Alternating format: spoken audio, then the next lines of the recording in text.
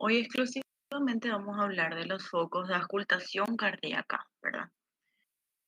Bueno, ustedes saben que nuestra rutina, ¿verdad? Como médicos hacer, ¿verdad? Eh, auscultación, no solamente cardíaco, sino también pulmonar. Y también saben que es mucha práctica, requiere, ¿verdad? Saber auscultar. Primero debemos de auscultar los ruidos normales para que después podamos reconocer los ruidos adventicios o agregados, ¿verdad? Si nosotros sabemos bien cuáles son los ruidos y escuchamos y practicamos, entonces cuando escuchemos algo anormal nos va a llamar la atención. Esa es la intención de nuestro libro de semiología médica de Machain, no es de Machain, de Machain es cirugía. Nuestro libro de semiología médica de Borboj es el que siempre decía que tenemos que conocer lo fisiológico o lo normal para cuando escuchemos o palpemos o toquemos o inspeccionemos lo patológico o lo anormal nos llame la atención, ¿verdad? Entonces, si nosotros no sabemos cuándo estamos ante un paciente, ¿verdad? Sano o ante un paciente normal o sin alteraciones, entonces no vamos a saber reconocer las anormalidades o las patologías o los ruidos, en este caso adventicios o los ruidos agregados a nuestro paciente o a nuestro foco auscultatorio. Así que estamos tanto en lo pulmonar como en lo cardíaco, ¿verdad? Al abdomen también los ocultamos, pero en el abdomen existen otra etapa, ¿verdad? Otras etapas de nuestra exploración física que nos ayuda mejor para la exploración y por ende para llegar al diagnóstico. Todas estas etapas que nosotros ya pasamos, ¿verdad? En semiología estudiando la parte de la historia clínica, que es lo primero, la anamnesis, el interrogatorio, el motivo de consulta, el antecedente de la enfermedad actual, antecedente remoto, antecedente personal, antecedente familiar, ¿verdad? Todo eso, esos son etapas que nosotros como médicos no debemos de saltar. Son etapas importantes para que, ¿cuál es nuestro objetivo? Les voy a recordar otra vez siempre, es llegar a un diagnóstico, ¿verdad? Lo difícil o a ver un poco, el objetivo de nosotros como médicos es eso, llegar a un diagnóstico. El desafío, esa es la palabra. El desafío de los médicos en su día a día es llegar a un diagnóstico. Por eso es que todo lo que hacemos tenemos que hacer de tres maneras, ¿verdad? Ordenada, sistematizada y completa, ¿verdad? Tiene que ser en orden. Nosotros no podemos recibir a nuestro paciente, hacerle sentar y ya la juzgamos sin siquiera preguntar su nombre, qué le trae, en qué trabaja, cuál es la patología, así para que nosotros nos vayamos dirigiendo hacia el, la afección o la queja de nuestro paciente, ¿verdad? O el motivo de consulta es lo que le aqueja al paciente, ¿verdad? Después del interrogatorio, ustedes ya saben los pasos del interrogatorio, lo segundo sería sacarle a nuestro paciente información. Dice en el libro también de semiología del doctor profesor que ya falleció, que es de acá, Díaz Escobar, dice en una parte, que el mayor instrumento del médico para llegar al diagnóstico es el mejor y el mayor instrumento es la silla donde se sienta él y su paciente para la conversación, para el diálogo. Porque el paciente es un banco de respuestas para nosotros que nosotros tenemos que extraer. Nosotros tenemos que saber quitarle información a nuestro paciente desde el momento en que le preguntamos su nombre, su edad, dónde trabaja, su motivo de consulta, porque cuando le vamos a preguntar no le decimos cuál es tu motivo de consulta, sino que qué te trae por acá, qué te molesta, te duele algo, qué te aqueja, ¿verdad? Y ahí el paciente ya nos va a decir, vengo porque tengo palpitaciones, vengo porque me duele el corazón, vengo porque me duele la cabeza, etcétera. De ahí nosotros vamos a ir dirigiendo a nuestro paciente, le vamos a dirigir, ¿verdad? Eso para que sea ordenado y que nosotros nuestro antecedente de la enfermedad actual podamos hacer de acuerdo a lo que ya sabemos, de acuerdo a nuestro orden semiológico que es Alicia, ¿verdad? Porque si vamos a escribir como el paciente nos refiere, va a ser un documento informal, no formal, un documento informal que cualquiera pueda leer y pueda entender sin importancia científica, sin importancia investigativa o de docencia, ese documento. Y nosotros sabemos que el documento de la historia clínica es un documento médico legal, ¿verdad? De investigación y ciencia. Pues nosotros estudiamos las historias clínicas de pacientes reales para poder investigar y estudiar el caso. Pero para eso nosotros tenemos que hacer una historia clínica completa para que esa historia nos pueda servir a nosotros como médicos o a nuestros otros colegas cuando entreguemos la guardia, ¿verdad? Le podamos explicar o el médico pueda leer y entender cuál es la patología de nuestro paciente. Yo sé que ustedes saben, pero todo esto les tengo que recordar siempre porque eso es semiología médica, ¿verdad? Siempre la semiología médica y la clínica médica debe de ser soberana. No hay cómo empezar a hablar de patología o diagnosticar sin pasar por historia clínica. Ustedes no solamente ahora van a hacer historia clínica que son estudiantes, van a hacer toda su vida. Ustedes se casan con este documento que es la historia clínica, ¿verdad? Obviamente hay médicos que ya obvian o quieren saltar etapas y pasos, pero ustedes saben, ¿verdad? Que eso es desde nuestros antepasados, desde la jerarquía médica, todos utilizamos la historia clínica como documento, como base, como cimiento, ¿verdad? Y si el cimiento está bien, todo lo demás, todo lo que le cargamos después va a ser fuerte, ¿verdad? Y entonces vamos a llegar a un diagnóstico certero, certeza, con certeza, porque por lo menos tenemos que tener diagnósticos también diferenciales si no sabemos exactamente y pedir estudios complementarios específicos que nos comprueben lo que nosotros ya sabemos, ¿verdad? Yo, por la clínica, un paciente, disuria, polaquiuria, tenesmo, dolor bajo vientre, paciente joven, sexo femenino, edad fértil. Entonces, ¿puedo sospechar un mioma uterino? Sí. ¿Puedo sospechar una infección urinaria? Sí. Entonces, voy a pedir un, una orina simple, un hemograma de una orina simple. Ahí ya encuentro leucocitosis, ¿verdad? En sangre y puede haber, o no en sangre, solamente en orina. Entonces ya estoy confirmando lo que ya sospecho, ¿verdad? Entonces va a ser de fácil acceso, va a ser rápido mi diagnóstico y también voy a tratar bien. Porque lo difícil no es tratamiento, es el diagnóstico. ¿Verdad? Todo lo que nosotros estudiamos, todo esto, todo lo que es semiología, ¿para qué? ¿Cuál es su fin? El fin es llegar a un diagnóstico, ¿verdad? O a algunos diagnósticos que nosotros estamos sospechando. Puede haber un diagnóstico diferencial, por ejemplo. Puede ser que sea un dolor retroesternal, puede ser una angina inestable, un infarto agudo del miocardio o una contractura muscular. Entonces, esos tres son mis diagnósticos diferenciales y que voy a pedir un electrocardiograma, lo que más rápido tengo. Tengo la urgencia, le hago y ya puedo confirmar o descartar mis sospechas diagnósticas. Todo esto que nosotros estamos estudiando, no se olviden que nosotros tenemos que saber para qué estudiamos, ¿verdad? Las materias, la cátedra, cuál sería su objetivo. Entonces, para diagnosticar, para formular, ¿verdad? En nuestra cabeza un esquema mental que nos lleve a diagnóstico. Porque tratamiento es fácil. El tratamiento nosotros buscamos en alguna revista médica, tenemos nuestras enciclopedias, nuestro libro de terapéutica, están por todos lados, están Ferrera, están Harrison, están Machain, están por todos lados el tratamiento específico. Pero diagnóstico, nosotros tenemos que buscar a nuestro paciente y sacarle informaciones, formular nuestro diagnóstico mediante las etapas que estamos estudiando, pero no hay cómo llegar a un diagnóstico salteando etapas. Entonces, nosotros recordamos semiología, bueno, es semiología 4 nomás y solamente recordamos lo que es semio 4. Hay que recordar siempre por qué empezamos en semio 1 a dar historia clínica, porque es nuestra base. Si ustedes tuvieran práctica, ¿verdad? Ahora que no están teniendo seguro, Dios mediante el próximo año van a recuperar. Si vienen al hospital, lo primero que les vamos a mandar a hacer es historia clínica completa. Y después nos vamos al examen físico. Primero historia clínica, después examen físico.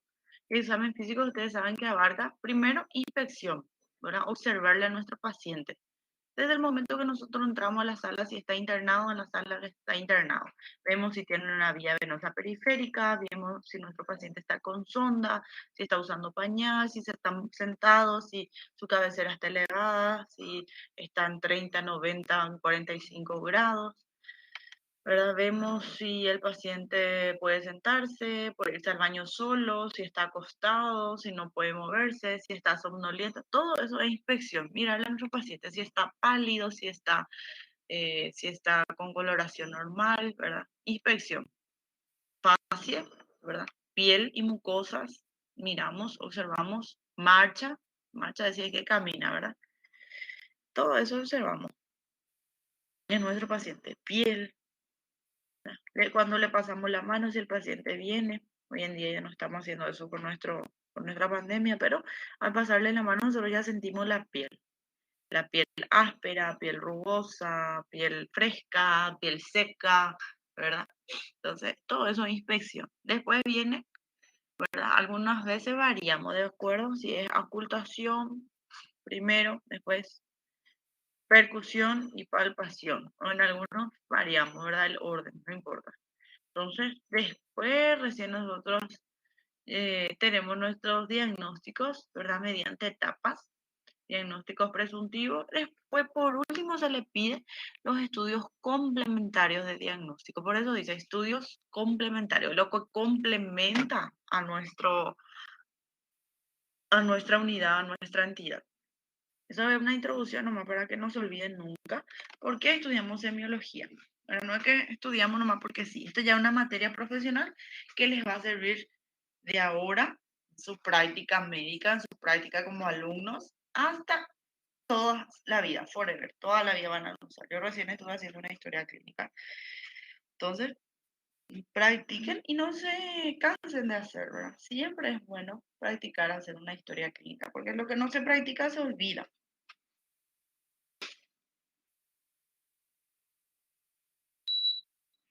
Todo, así como lo que no se usa se atrofia, lo que no practicamos nos olvidamos también, ¿verdad? Entonces es práctica, práctica, práctica para volvernos expertos y que sea automático ya nuestra realización de historia clínica, ¿verdad?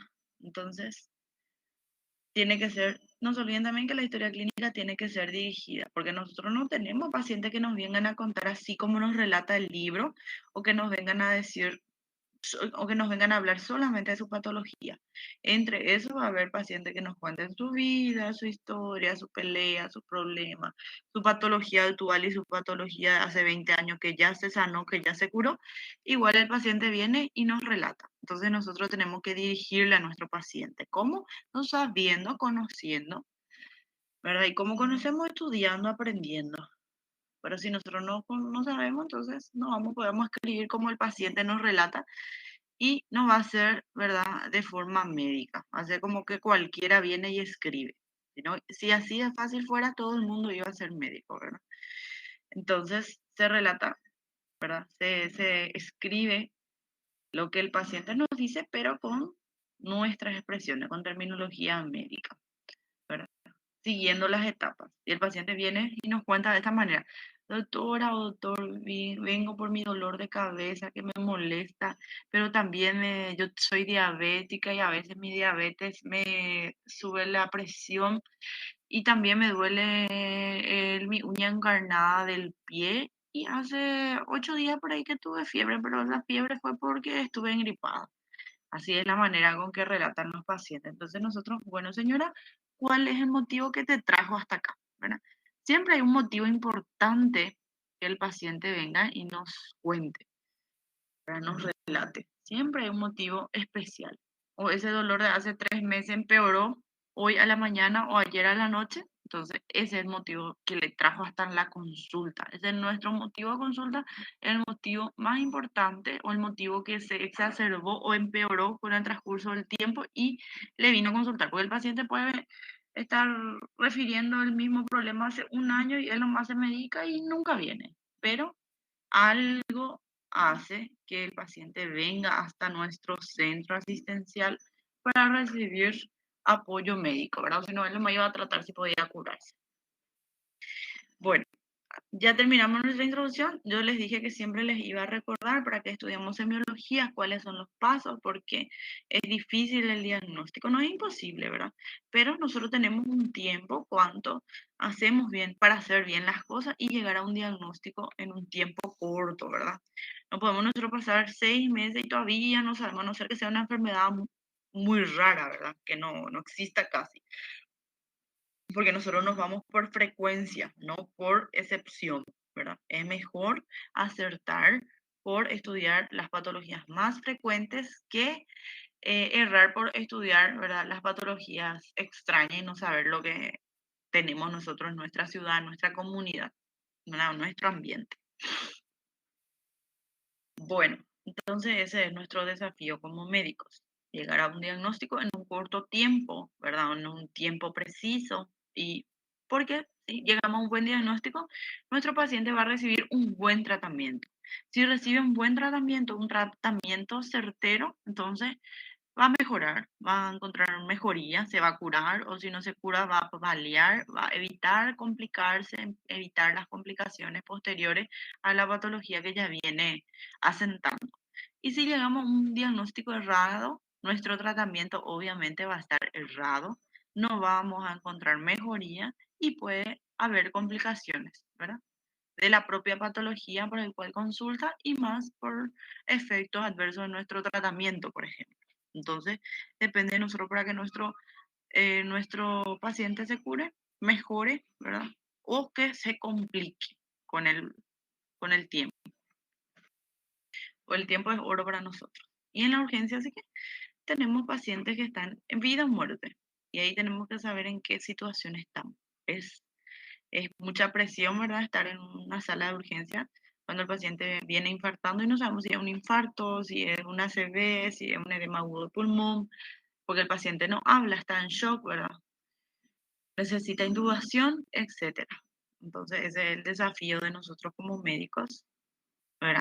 De todos los días, que es hablar, interrogar, diagnosticar, hablar, interrogar, diagnosticar, ¿verdad? De forma ordenada, sistematizada y completa, dijimos. Bueno, a lo que nos vamos, el tema de hoy es auscultación. Auscultación cardíaca específicamente, ustedes saben que la auscultación, tanto todo lo que es examen físico, es mucha práctica. Entonces, semio 4 es pura práctica, ¿verdad? Porque es la parte más importante. No la más importante, ¿verdad? Pero es la que sobresale entre las demás en cuanto a la práctica médica específicamente. Entonces, todas las partes, todo semio 1, semio 2, semio 3, semio 4 es importante, pero la que sobresale es la semio 4. Entonces, en algún momento seguramente se va a recuperar estas prácticas porque es necesario, es justo y necesario. Bueno, vamos a hablar un poco de lo que es auscultación.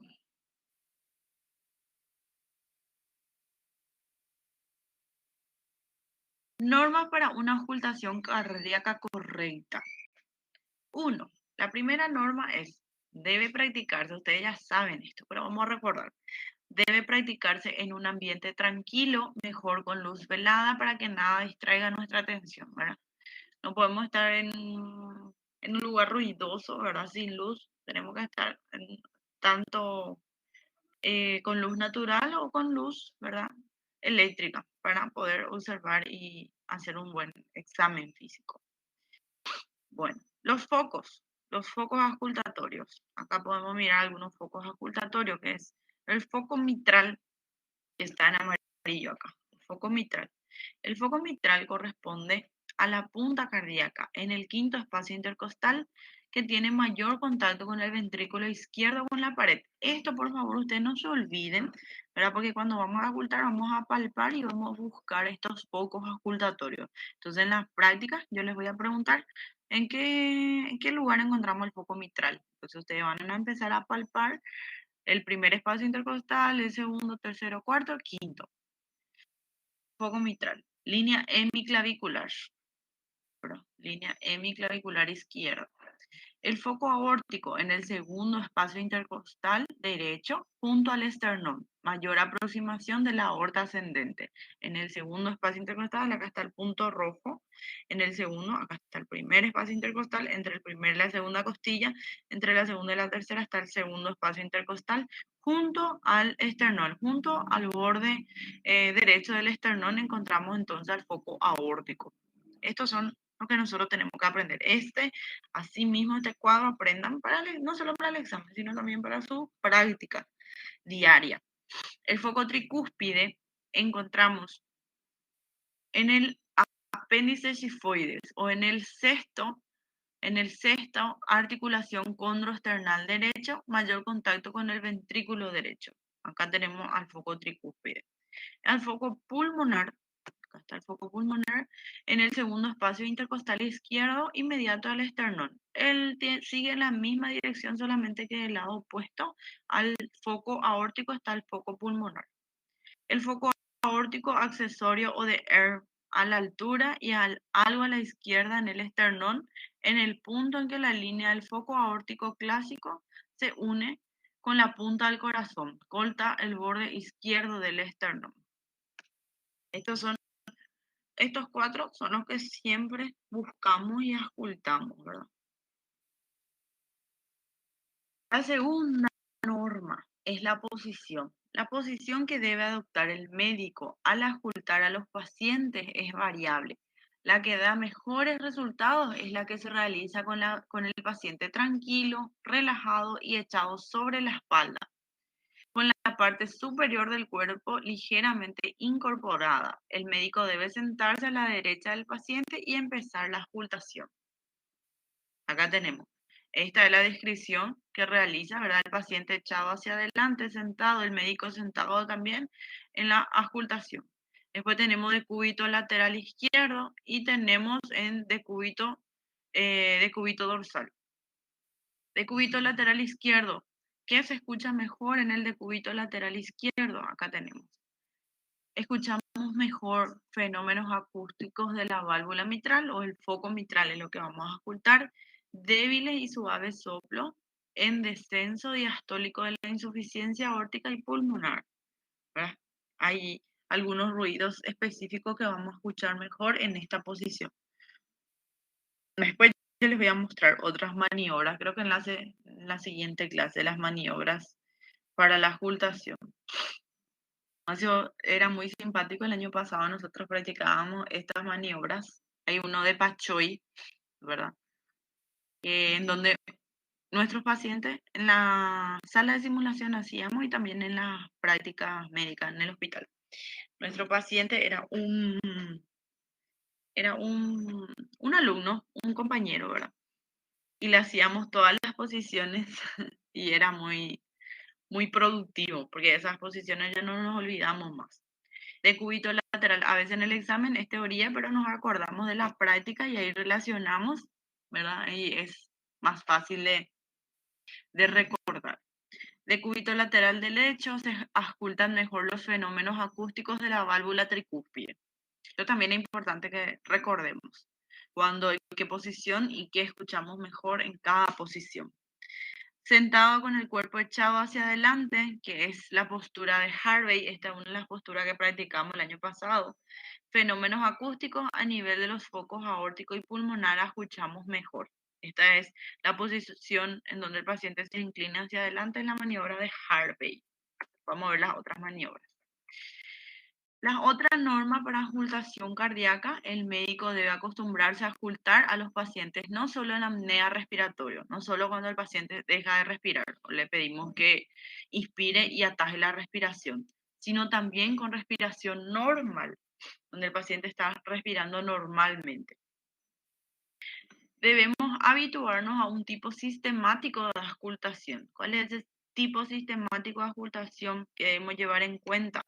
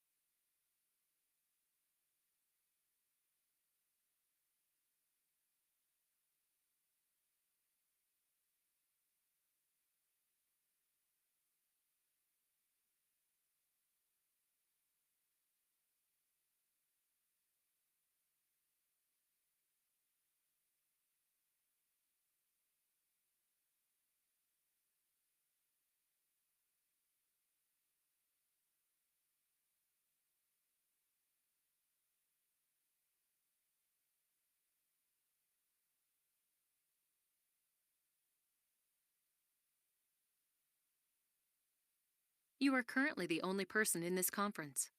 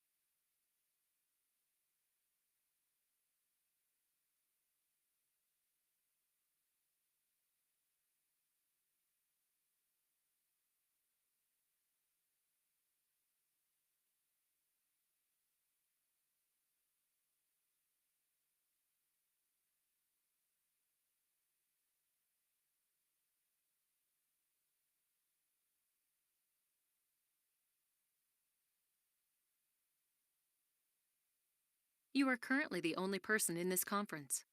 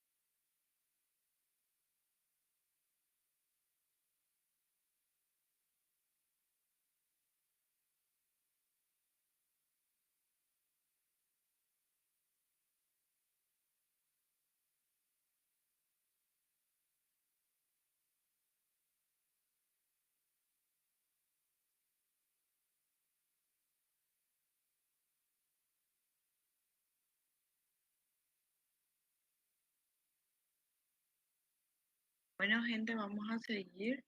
Vamos a seguir. No sé qué pasó.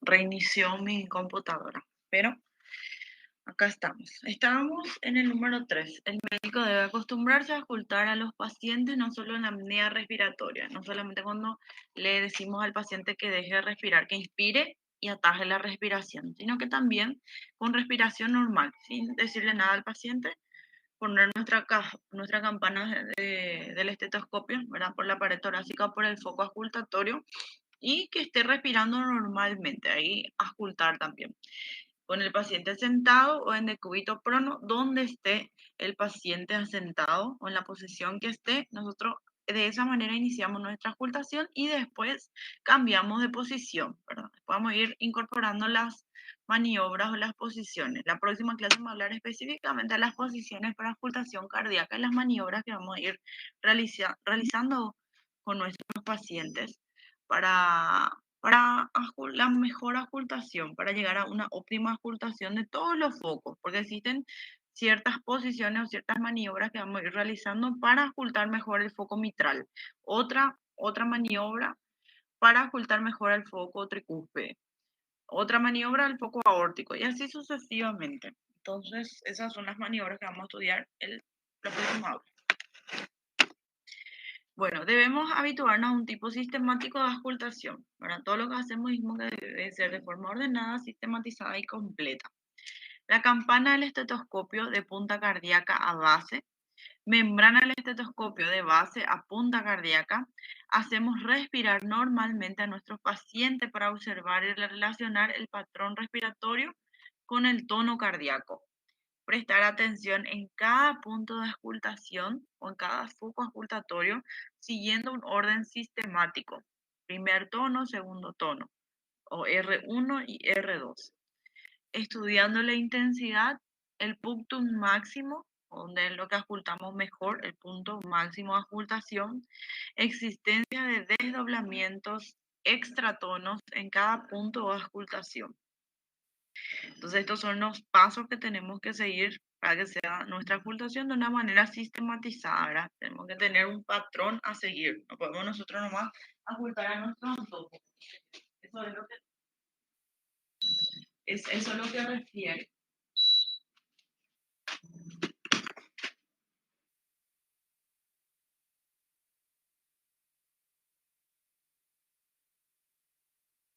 Bueno, un largo y paciente entrenamiento del oído. 5, ¿verdad? Otra norma para auscultación cardíaca correcta.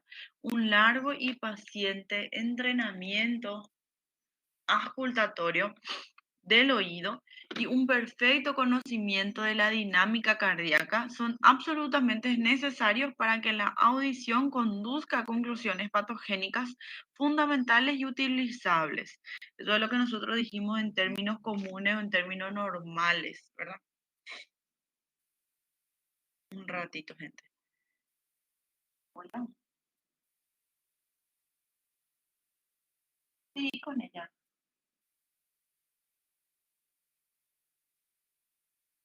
Sí, súper bien.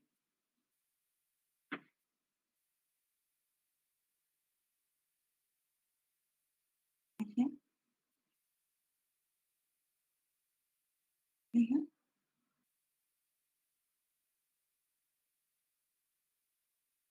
sí, ujú,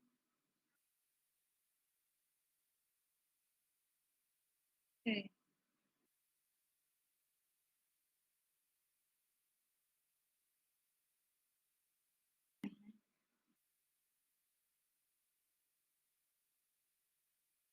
bueno, perdón, gente. Un paciente mío, ¿no? Bueno, un largo, esto se refiere, ¿verdad? A nuestros términos, como dijimos, ¿verdad? Que un largo entrenamiento, cuanto más prácticas tenemos, el oído se va a ir adaptando a lo fisiológico, a lo normal, al funcionamiento de los ruidos normales cardíacos, que en el momento de que exista un ruido anormal, ¿verdad? Nosotros podamos identificarlo. Y una vez que sabemos que estamos ante un ruido, un soplo, un chasquido, ¿verdad? anormal, allí podamos buscar en qué foco auscultatorio encontramos. Así como nosotros cuando ustedes terminen la facultad, sean médicos de urgencia o de consultorio, ustedes puedan llegar a esta conclusión, ¿verdad? Auscultamos soplo a nivel del foco mitral, ¿verdad?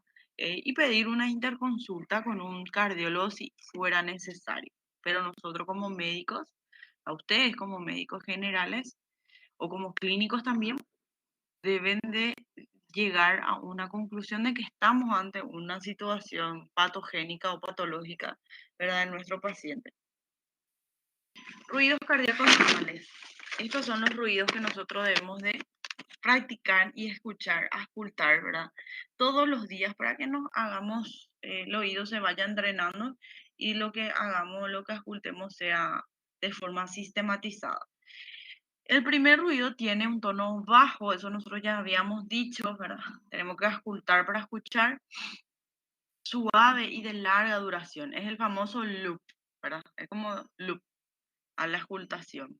Por el cierre de las válvulas. ¿Por qué se da el primer ruido? Si es que se les pregunta, es por el cierre de las válvulas mitral y tricúspide durante la sístole ventricular. Se percibe mejor en la región de la punta cardíaca o de la punta del corazón, ¿verdad? Con el paciente inclinado hacia adelante. Después vamos a ir viendo qué estructura o qué parte o qué foco, en qué posición nosotros ocultamos con mayor certeza o podemos llegar con mayor certeza a él. O sea, en la siguiente clase. El segundo ruido es breve y de tonalidad aguda. Es el dup, loop, dup, loop, dup. Es el ruido cardíaco que escuchamos. Coincide con la diástole ventricular. ¿Cuándo escuchamos? ¿Por qué? ¿A qué se debe el ruido, el segundo ruido, el R2? Coincide con la diástole ventricular y el cierre de las válvulas sigmoides aórticas y pulmonares. Esa es, ¿verdad? El motivo de nuestro ruido. Intenso en la región de la base, en el foco pulmonar en jóvenes y en el foco aórtico en adultos y ancianos. Eso también es importante conocer. Ahora, si es mi paciente es joven, entonces en el foco pulmonar vamos a escuchar el segundo ruido más intenso. Si mi paciente ya es adulto, mayor o anciano, entonces en el foco aórtico vamos a escuchar con mayor intensidad mi segundo ruido, mi R2. El primer sonido cardíaco, el loop, se presenta cuando se cierran las válvulas auriculoventriculares. Acá se muestra en la imagen. Y el segundo sonido cardíaco, el dup, ocurre cuando se cierran las válvulas semilunares. Esa es la diferencia uno y otro. El tercer ruido es sordo y de tono bajo. Semeja al eco apagado del segundo. Parece un eco del segundo ruido. Ocurre en la fase de llenado rápido ventricular cuando se abren las válvulas auriculoventriculares. Se percibe bien en el decúbito lateral izquierdo, eso es lo que vamos a estudiar en la próxima clase, ¿verdad?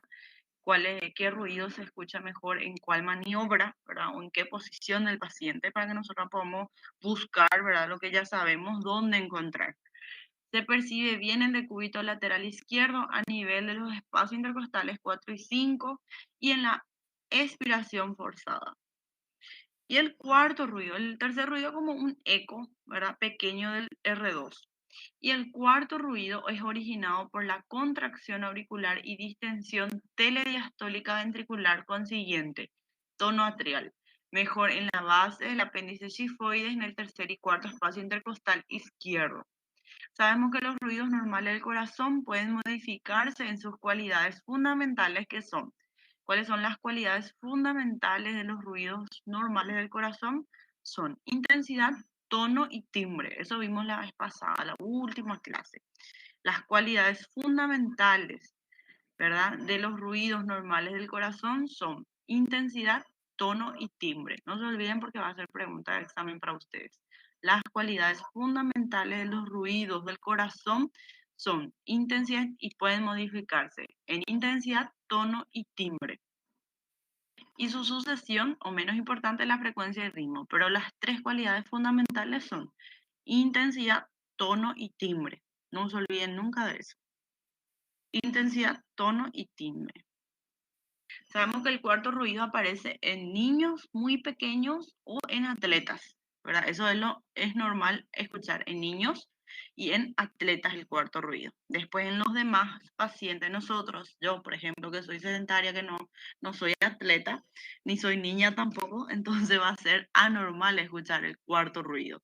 Y es fisiológico en niños y en atletas, en corredores o en fisicoculturistas. Entonces un dato importante también que ya vimos. Cualidades fundamentales, intensidad y tono. El grosor y conductividad sonora de los tejidos interpuestos entre el corazón y el oído del observador depende de la velocidad en que se produce la tensión valvular, la mayor o menor distancia entre el origen del ruido y fonendoscopio, por eso es importante, ¿verdad? Nosotros ya escuchamos con nuestro fonendoscopio, y también es importante las maniobras, ¿verdad? Porque existen maniobras que en el decúbito lateral izquierdo se escucha mejor el foco aórtico. Tiene una explicación que vamos a estudiar en la próxima aula, ¿verdad? En la maniobra Harvey escuchamos mejor el ápex del corazón y etcétera, todo esto. Estamos diciendo. Estado anatómico en el aparato valvular, interferencia de la contracción ventricular con la posición de las válvulas auriculoventriculares, presencia de líquido en la cavidad pericárdica. Todo esto depende, por eso hay alteración en intensidad y en tono, por estas seis indicadores. Por estos seis indicadores podemos tener alteraciones en cuanto a las cualidades fundamentales que son intensidad y tono. Y el timbre se modifica si se perturba cualquiera de los elementos que intervienen en la fisiogenia de los ruidos cardiovasculares. Se percibe un cierto timpanismo si en vecindad del corazón existen cámaras aéreas, atención, como neumotórax, en caso de afección pulmonar, distensión gástrica o un absceso subdiafragmático con gas. Esto es importantísimo que ustedes sepan también. Cuando hay alteraciones en las cualidades fundamentales del corazón. En cuanto a intensidad y tono, estos 6 ítems son los que modifican la intensidad o el tono, ¿verdad?, de los ruidos cardíacos. En cuanto al timbre, se percibe un cierto timpanismo, una alteración si en vecindad del corazón, ¿verdad?, en los órganos vecinos. ¿Cuáles son los órganos vecinos? Abajo tenemos, ¿verdad?, el fundus gástrico. A los lados tenemos al pulmón. Si a los lados o en vecindad del corazón existen cámaras aéreas, atención, cuando existe gas, como neumotórax, aire, ¿verdad? En la cavidad pleural, cerca del corazón, distensión gástrica, ¿verdad? Hay gas, ¿verdad? Exceso de gas en el estómago y el estómago está distendido, o un absceso subdiafragmático con gas. Entonces, todo esto, estos estos órganos vecinos al corazón, para que estén con gas adentro, con aire adentro, ¿verdad? Entre las pleuras en el pulmón hay gas, neumotórax, ¿verdad? Aire, distensión gástrica por exceso de gas también, o un absceso subdiafragmático con gas. Todo esto va a alterar una de las cualidades fundamentales, ¿verdad?, de los ruidos de los ruidos cardíacos, que es el timbre. Entonces, no se olviden también que pregunta de examen. ¿Qué patología o qué alteraciones, ¿verdad?, alteran al timbre de los ruidos cardíacos? ¿O cuáles son las alteraciones que cursan con modificación de las cualidades fundamentales de los ruidos cardíacos? Bueno, y ahí vamos a ir citando en cuanto a intensidad y tono y timbre. Esto es muy importante también que sepamos. Todo este contenido lo es importante, que podamos saber interpretar y poner en práctica, ¿verdad? Si sabemos lo que buscamos, encontramos lo que estamos buscando, pero si no sabemos lo que buscamos, entonces no encontramos nunca. Se busca lo que se sabe y se sabe lo que se estudia, ¿verdad? Yo voy a buscar lo que yo sé y yo sé lo que estudio.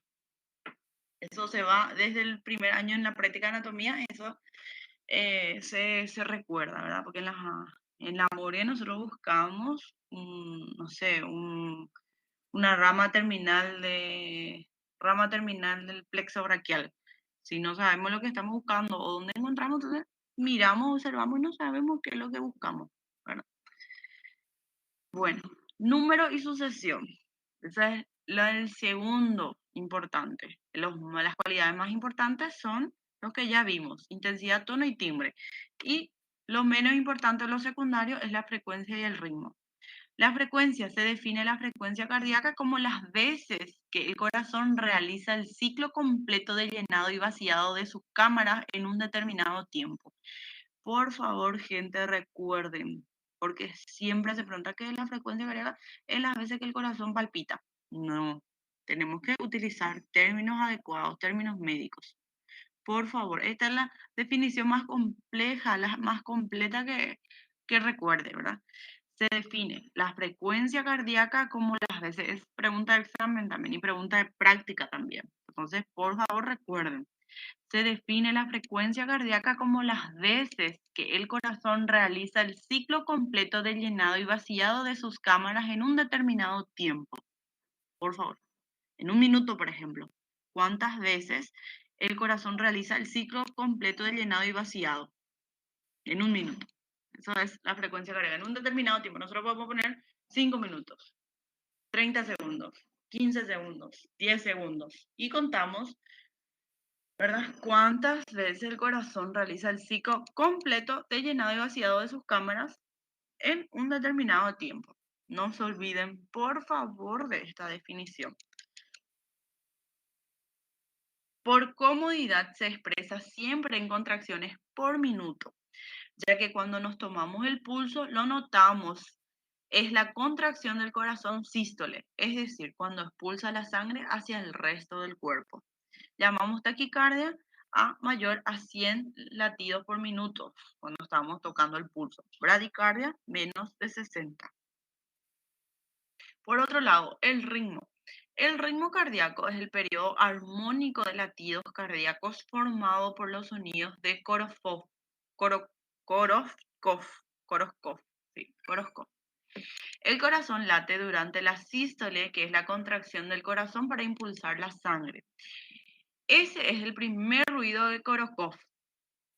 Y el segundo es durante la diástole, relajación del corazón que permite que se llene la sangre para la sístole. Si los ruidos no son armónicos, es decir, si no se dan con periodicidad, entonces no hay ritmo cardíaco. Entonces, el ritmo cardíaco sabemos que es el periodo armónico de los latidos cardíacos formado por los sonidos de Korokov. El sonido late durante la sístole, que es la contracción del corazón para impulsar la sangre. Ese es el primer ruido de Korokov. Y el segundo es durante la diástole, en donde el corazón se relaja para permitir que se llene de sangre para lo que prosigue, que sería la sístole de vuelta. Hay un ejemplo. En clase es rítmico nuestro corazón. En la parcial, arrítmico. Antes de recibir la nota del parcial, totalmente arrítmico. Bueno, gente, esta nuestra clase hoy es corta, pero demasiado importante. Yo quiero que ahora realicen un trabajo. Yo les voy a dejar para los que quieran, ¿verdad? No va a formar parte de la plataforma, pero sí va a valer puntos para los que les falta. A veces me falta un punto para quitar 5, 2 puntos para sacar 3, 3 puntos para 4. Entonces, estos trabajos extra que vamos a hacer de hoy, por ejemplo, y me tienen que entregar para el lunes. Lunes sería nuestro horario último de entrega a mano mejor. Ustedes van a hacer un resumen, un esquema, ¿verdad? De los focos auscultatorios, un dibujo primero de focos auscultatorios cardíacos y después un esquema de los ruidos cardíacos normales. Esquema de los ruidos cardíacos normales. Acá les voy a dejar, ese van a enviarme en mi correo y les va a servir para, ya lo que les dije, van a hacer. Un dibujo es diseño. Dibujo de los focos, lo que quieran, ¿verdad? Siempre hay puntos que necesitamos, ¿verdad? Siempre hay un punto, medio punto, 0,5 de punto y como es automático, ¿verdad? El sistema carga, pero se puede sumar puntos por trabajo extra, entonces yo les puedo ayudar de esa manera, ¿verdad? Entonces, dibujo de los focos cardíacos. Focos cardíacos. Después van a hacer dibujos de diseño. Esquema de los ruidos cardíacos normales. Y por último vamos a hacer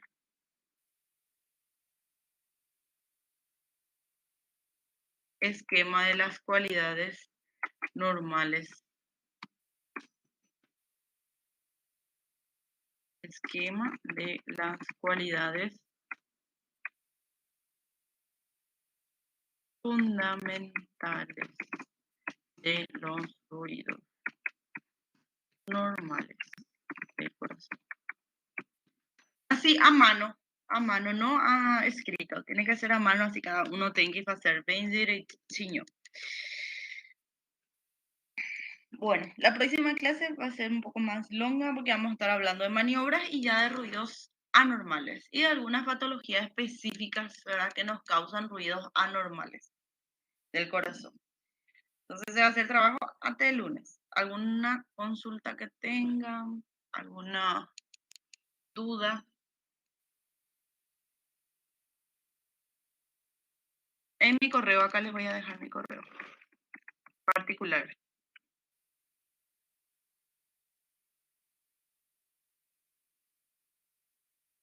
Más viene para entrenamiento de ustedes lo que van a hacer sus trabajos.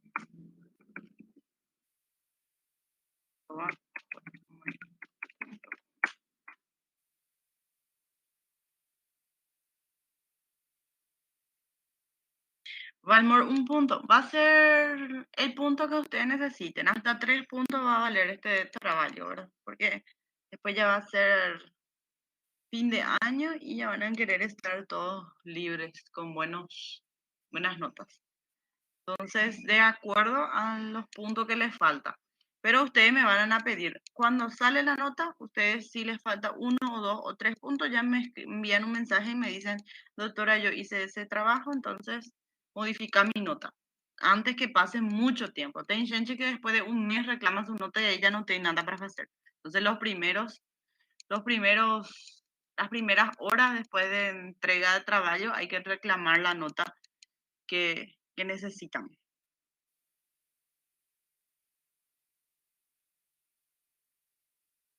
Los ruidos, Valmor, los ruidos audibles perfectamente, como vos decís, tanto en apnea como en respiración normal, es el R1 y el R2. Para escuchar el R3, nuestro oído tiene que estar más entrenado. Y el R4 solamente vamos a escuchar si es normal, si es fisiológico, en niños pequeños y en atletas. En gente que faz mucho ejercicio físico. En los otros casos, en nosotros, personas comunes, estudiantes de medicina y médicos que no tenemos actividad física, solo sedentarismo, entonces es anormal el R4, el ruido 4.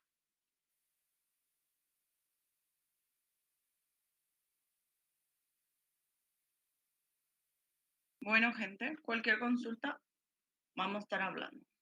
Y vamos a tener que practicar en algún momento en la clínica o en el hospital todo esto que se está dando, porque es más provechoso, ¿verdad? Escuchar, ver paciente, ocultar lo anormal. Siempre en el hospital, en una sala de internación de clínica médica, tienen pacientes con ruidos anormales cardíacos, ¿verdad? Paciente con un IAM previo, paciente con una insuficiencia cardíaca congestiva, ¿verdad? O paciente cardiópata con déficit de la válvula mitral, déficit de la válvula aórtica, paciente con marcapaso. Entonces, vamos a ir viendo estos pacientes en el hospital, sí o sí. Bueno, até mais, gente. Voy a dejar de hablar, eu já falei muito.